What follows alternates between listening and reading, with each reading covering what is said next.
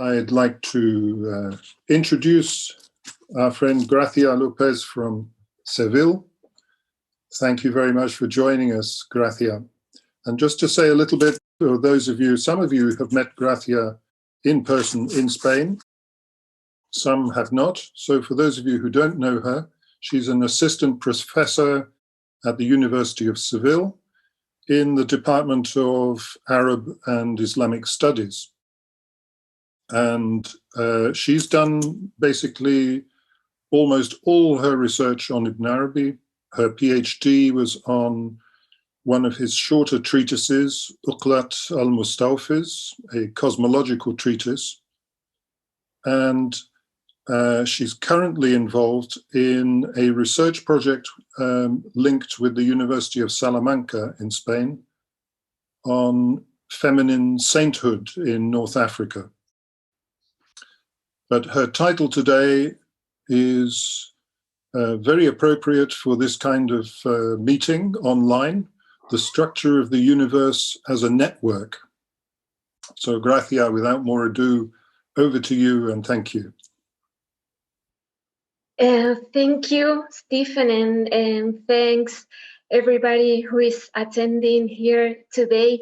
Thanks also to the team of Ibn Arabi Society in Oxford for being always so generous and so kind with me and inviting me in this occasion to join this extraordinary series of conferences about geometry of reality in honor and in memory of Michel Chodkiewicz and Keith Critchlow.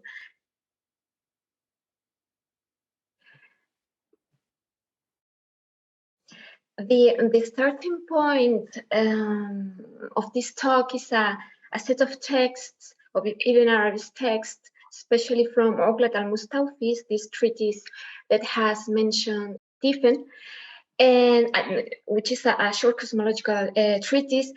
And all of these texts are related to the idea of knot or node and bones or threads.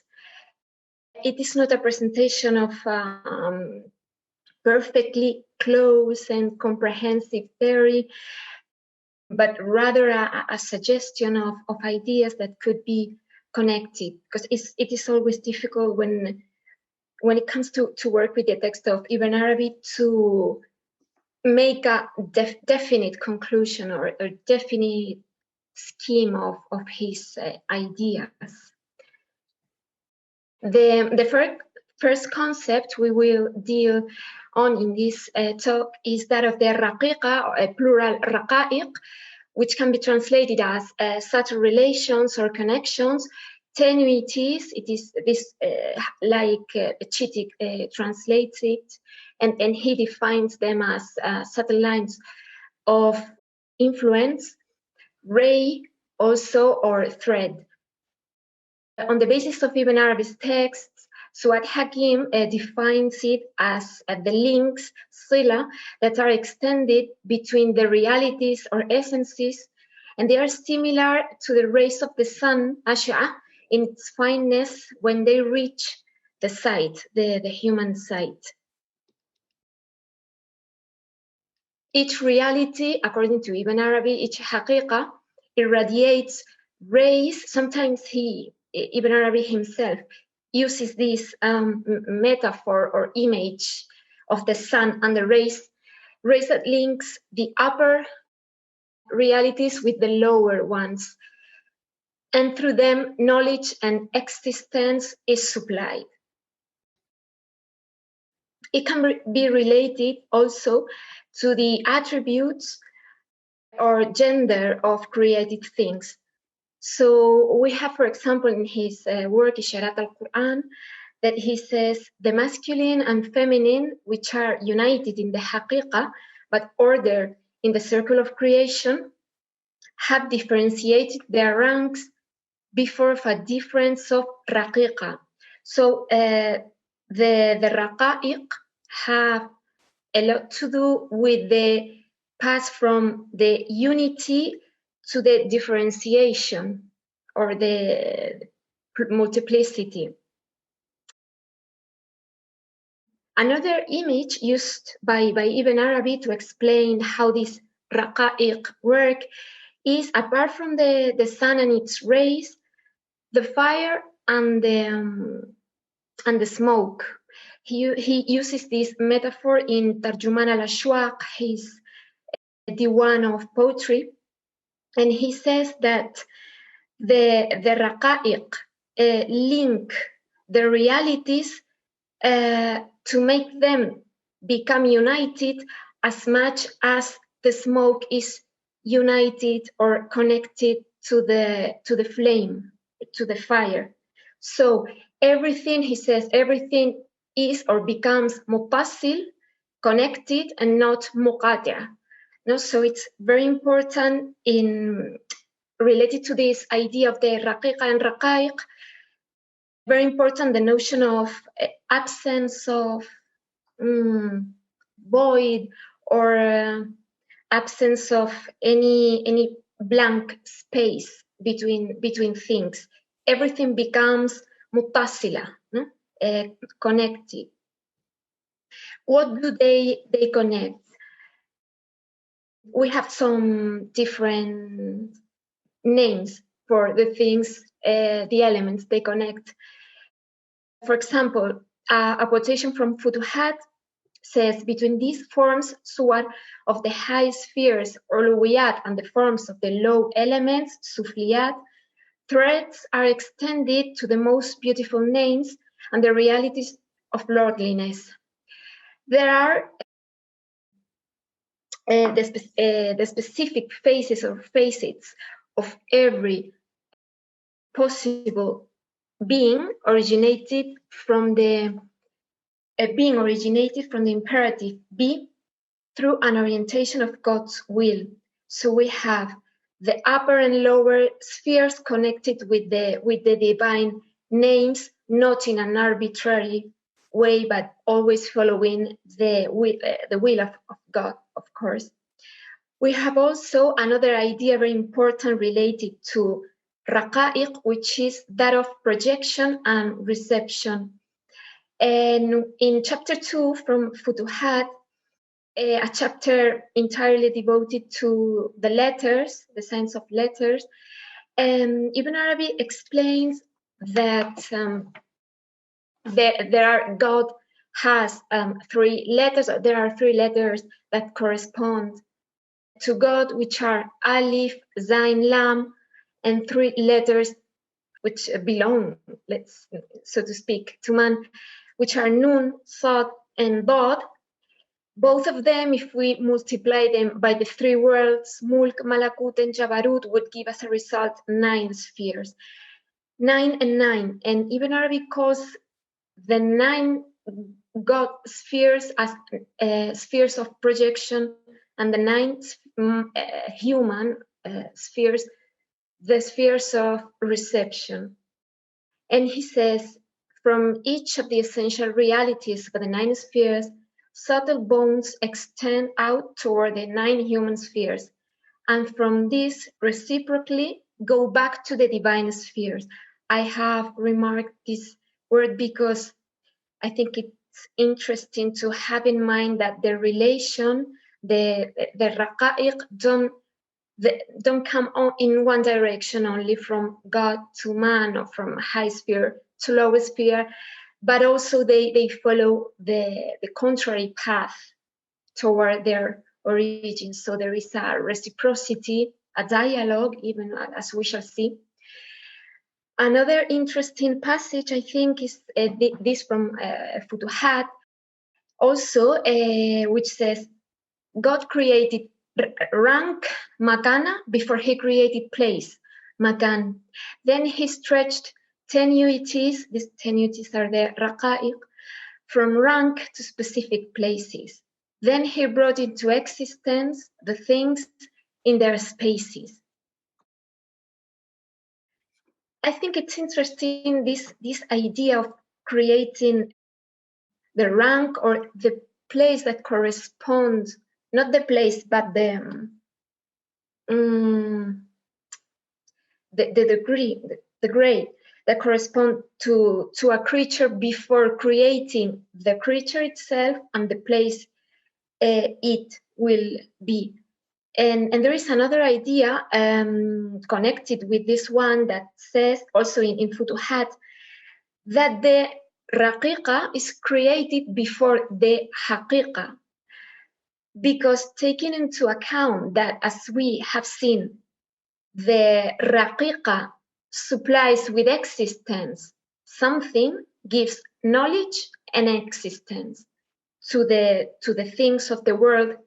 It is logical to think that you have to create before the thing itself, before it comes to existence, you have to create the raqīqa that will give him or her or it existence. So it may seem a paradox, but it has a logic, taking into account that the raqīqa supplies with existence. The khalq and the haqq, the haqiqa and the khaliqa, both of them are connected by means of raqā'iq. Divine names are also connected among them, and also with created things in a sort of dialogue.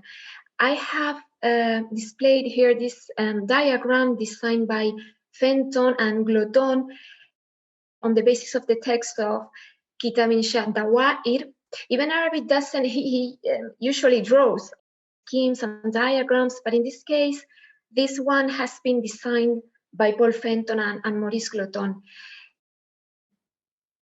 And what I wanted to show is only to have an image of how intricate this net of raqā'iq can be, and also show in one look this dialogue or cosmogonic drama among the divine names.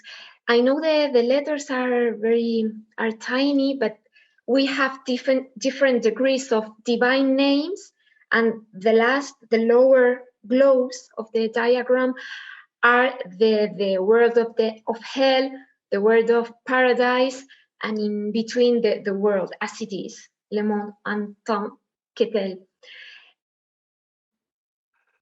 It is very interesting, this kind of dialogue that occurs in Kitab Anqa Mughrib and also in Kitab Insha ad-Dawair, when we see that God talks to his own essence, and they both talk to the name Al-Qadir, to tell the name Murid, to put in order the whole cosmos. So the origin of creation, it is a sort of dialogue between God and his essence with the names, with the rest of name. Of course, every name has a different function in that drama of the cosmogony of the universe.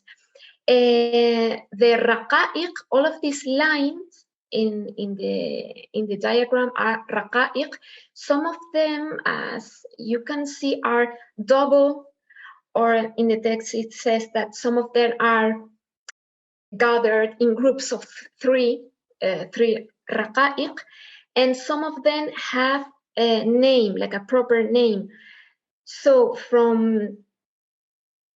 if we see from the fourth level of divine names, we have the race of perfection, race of specification, race of command, race of benefit and damage, and finally the ray that divide the people of paradise and people of hell.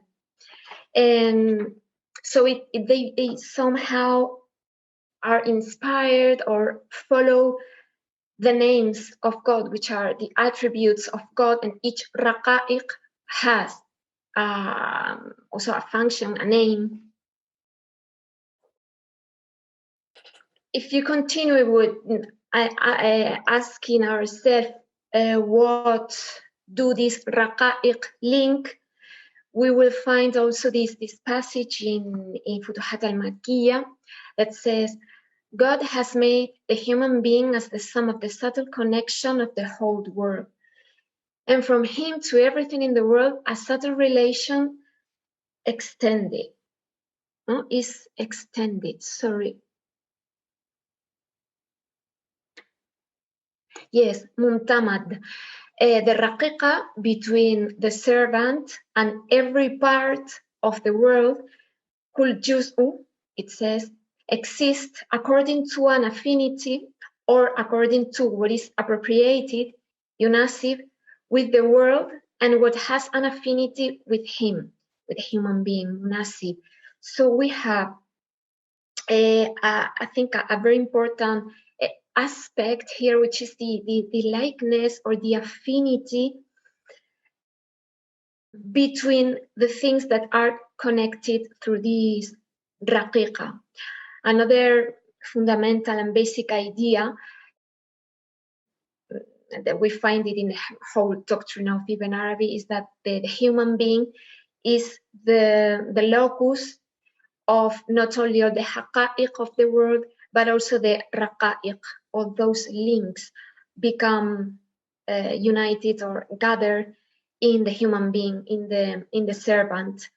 We find the word munasaba, imdad, or imtadda, connected with the word raqīqa, no? This extension or supply, and munasaba, a correlation, affinity, has a lot to do with this raqā'iq.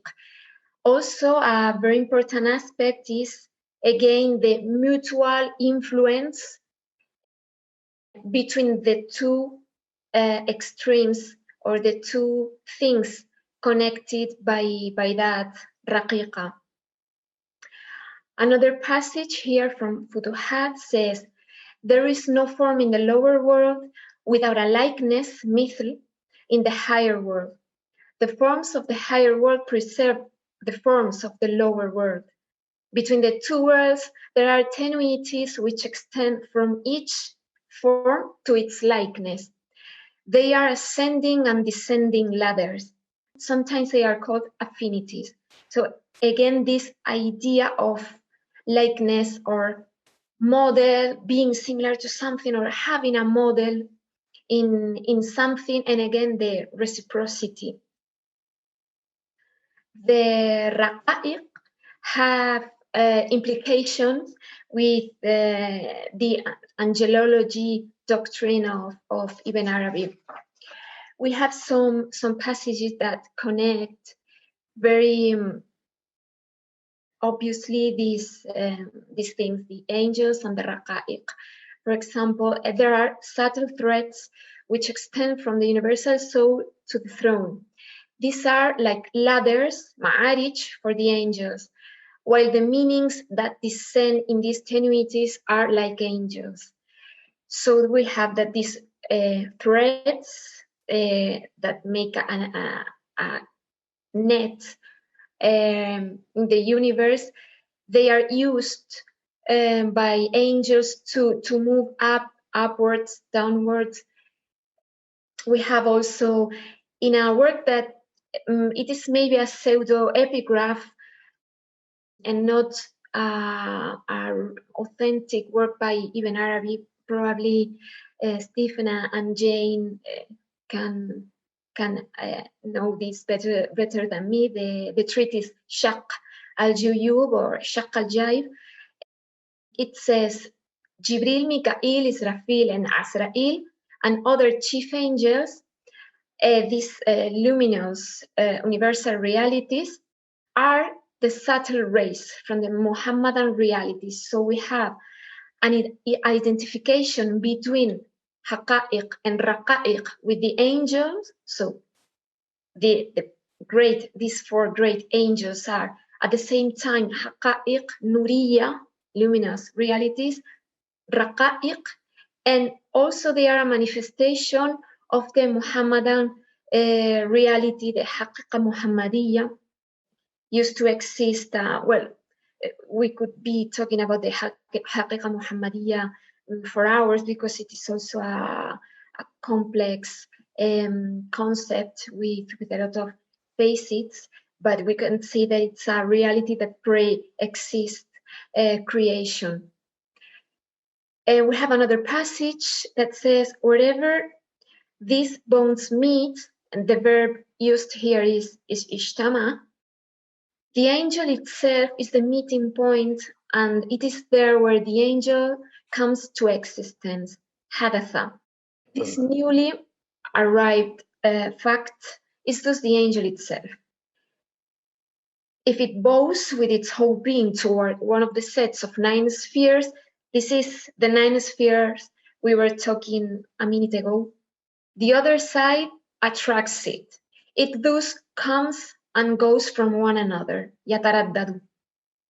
Also from chapter 2. This is very interesting for different reasons. First of all, I like the idea of using the verb hadatha to mean that when 2 lines are crossed with each other, an angel takes place or happen there, because it's a very dynamic image of the universe. No? The angels are not established in fixed places, but they are being created all the time, and the world of the human spheres and divine spheres kind of move back and forth, because this movement of that the angels themselves do. Ibn Arabi tells us about the movement of the human being, the genies, the jinn, and the angels, and he tells us that the angels are the only creatures able to move in every direction, more than the human, the 3-dimension directions that we are in the world we live in, we humans live. So that is very interesting too. Where do these bones tie together? One of the places, so to speak, that these bones are tied together is the unsur a'zam, or greatest element or supreme element, which is exposed in the treatise Uqlat al-Mustawfis. It doesn't say a lot about this element, but compared with other books by Ibn Arabi, I think this one is the one in which we can find more information about this cryptic element. We have that God created in the veiled world of the unseen, al-ghayb al-mastur, a world impossible to unveil from the part of the creatures, which is the greatest element. This creation took place at once, without a concatenation of occasion nor causes, and there is no access to this element.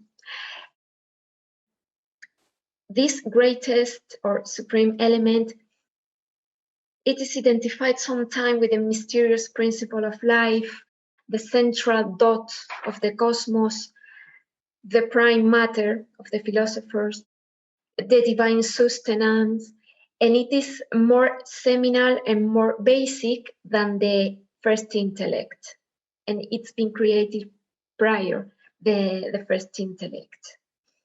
It is kept in the most hidden of the hidden, and it has a specific inclination toward the world of primary writing.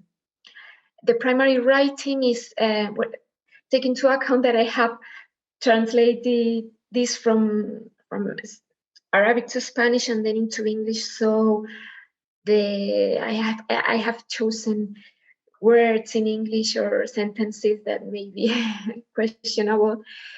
This primary writing is the alam at-tadwin wa tastir, so the world of recording and writing. The world of recording and writing, it is formed by the pen and the table, and also the ink and the inkwell in a lesser extent.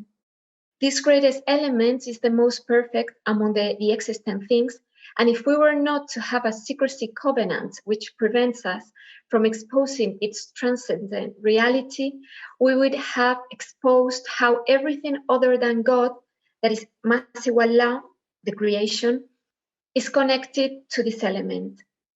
In that inclination, the first intellect was created.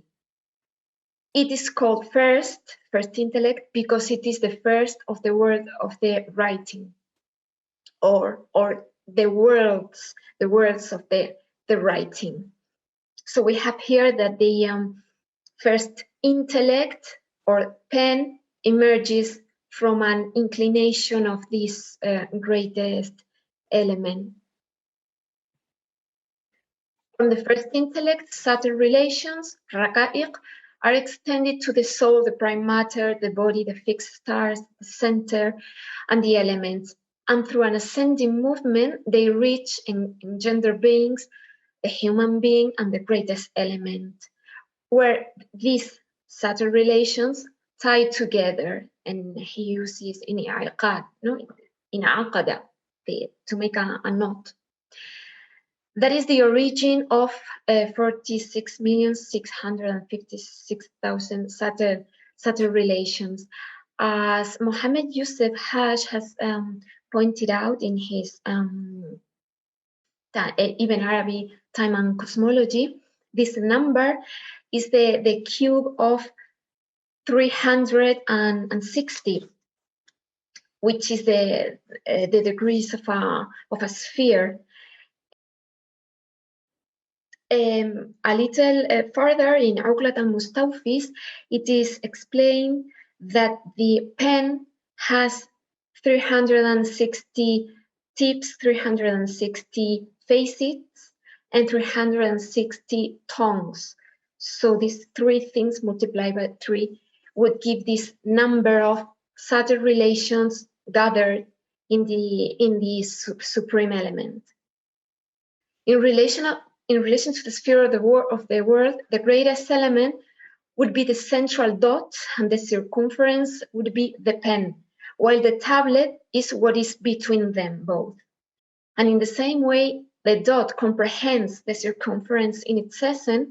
This element comprehends in its essence all of the facets of the pen, which constitute those subtle relations we talked about before.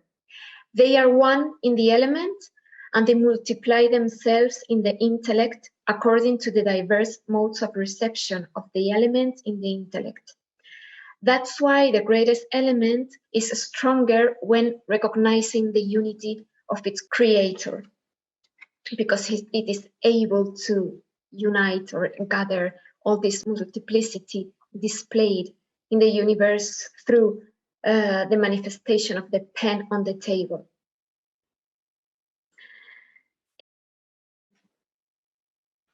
This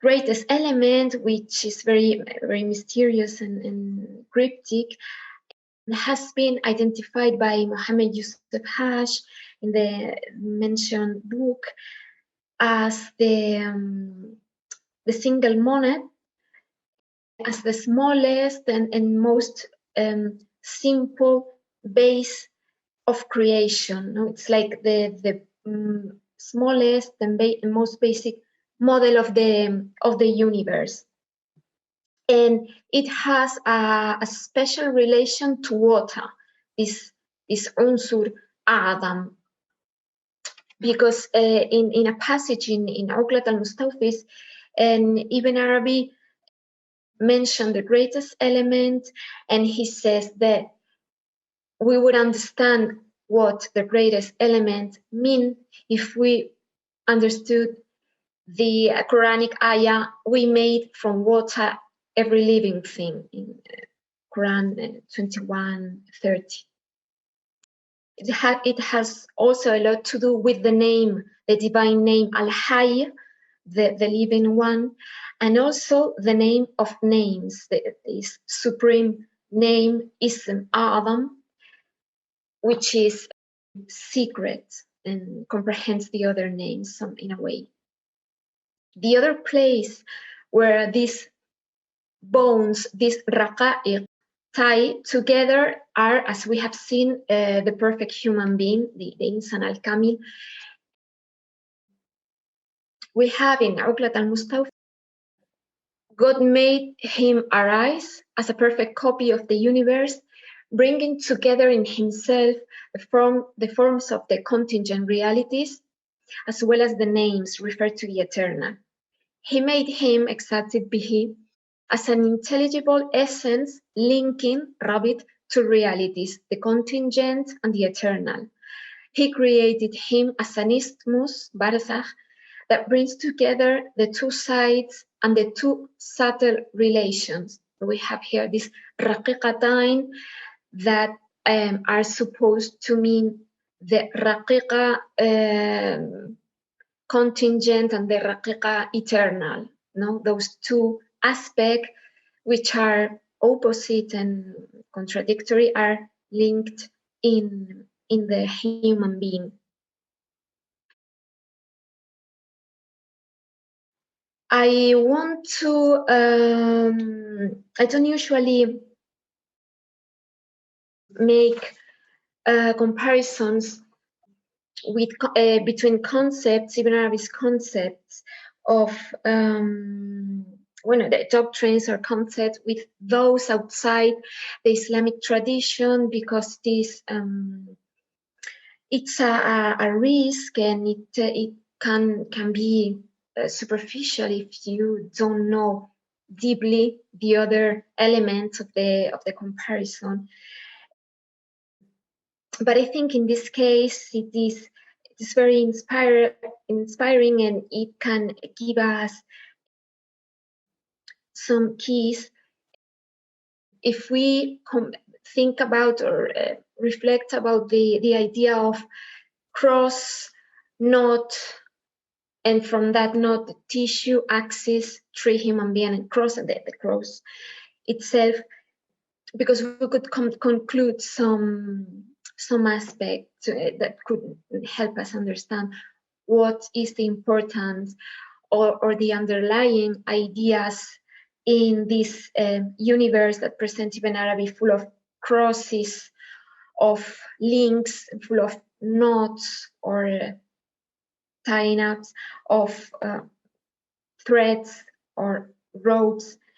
And it is René Guénon, as you are seeing here, these two of his most popular books on the study of symbols. As you know, René Guénon was an Orientalist, and he became Muslim also. And I wanted to read something that he says about the knot, because I think it is very interesting, and it keeps a relation to some of the ideas that we have seen in Uqlat al-Mustawfi in this treatise.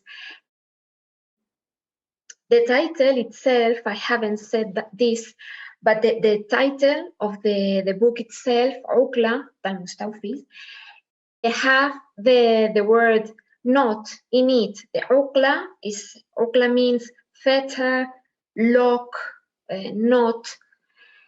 And these two words, uqlat and mustawfis, don't occur in the rest of the book. They are only in the title. So we must suppose or conclude what is the relation between that strange title and the content of the book.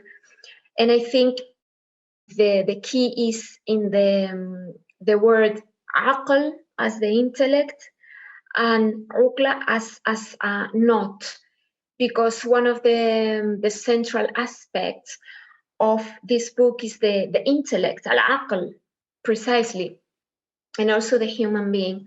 So this is what René Guénon tells us about the bond and the knot. He says that the basic symbolism of the bond is that of the link of all states of existence, one to another, and them to their principle. What is essential in every case is that the line should be unbroken. So I recall again this idea by Ibn Arabi that says that in the universe the things are muttasila and not muqati'a. So we shall not see the universe cut it with fragmented elements. So he says, René Guénon, what is essential in every case is that the line should not be broken. The path of the line may be more or less complicated. Thus, the thread may double back on itself so as to form intertwining or knots. Each of these knots represent the point of operation of the forces corresponding to this or that state of manifestation. So we could say that it is this knot which maintains the being in the state in question. The points of intersection of the threads of the warp and of the woof. So we're talking about now about a tissue. A tissue is nothing more than a concatenation of crosses made of thread, by which the entire tissue is formed, also have a similar meaning. These threads being, in a way, the lines of strength that define the structure of the cosmos. The knot can have a negative meaning. It's ambiguous. So if we think about the concept of the knot as a fetter, as an obstacle, we would say that it is attached, or it is what attaches us to a certain special condition of existence from which we cannot escape. No? The knot fixes the being in a determined state, but at the same time, it is what unites the multiple states to their principle. So that, far from being a fetter, it becomes, on the contrary, the means by which the being can actually rejoin its principle and the very path that leads him to that goal. So we would have here this double meaning of the uqla, which is poses so many problems or questions when it comes to translating or understanding the meaning of uqlat al-mustawfiz. And it's the knot that fixes you, but at the same time that lets you be connected with the other elements of creation, and of course with God and the realm of the divine. Secondary symbols are derived from that of the knot, which are, as I have said, the tissue, but also the axis, the tree, the human being, and the cross. The symbol of the cross may have a very old astronomical origin, but also the primary meaning of the cross is that of the four directions of the movement, something in which Ibn Arabi insists in chapter 2 from Futuhat when he explains the movement of the angel. It means also, it refers to the human being and its double expansion, horizontally and vertically. It means the union of the contraries and the resolution of the opposites. In the very core of the cross, the two opposites forces become one. And also in other religions, it is identical to the concept of tree of life, and also the axis of the world, which is an idea that we find in Uqlat al-Mustawfiz, when Ibn Arabi says that the al-aql al-awwal, the first intellect, works as the axis of the world. And of course, this function is played also by the universal servant, the perfect human being. He works as the pivot or the axis of the whole universe. René Guénon, in his book Le Symbolisme de la Croix, explains also how in India, in the religions of spiritual traditions from India, this idea of tissue is very present in sacred texts. For example, the word sutra, the sutra is the teaching of Buddha, means thread, and tantra means also a concatenation of threads or crosses, and it is not only used, this idea of the tissue, to compare it with texts, but also with the world.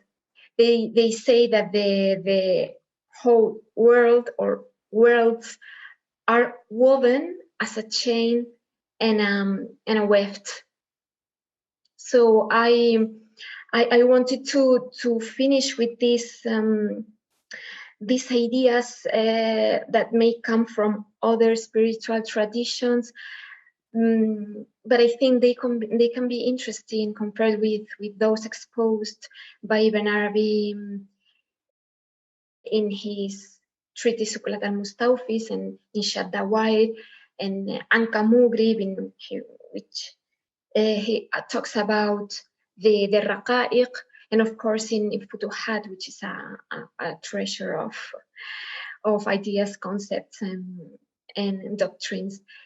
And I only want to thank you for your attention and let this door open, because I know that this is not a close, as I said in the beginning, a close presentation with everything in its concrete place and with a univocous meaning, but I hope you like these ideas, and you may, I'm sure you can contribute to the things that I have spoken here. Thank you very much.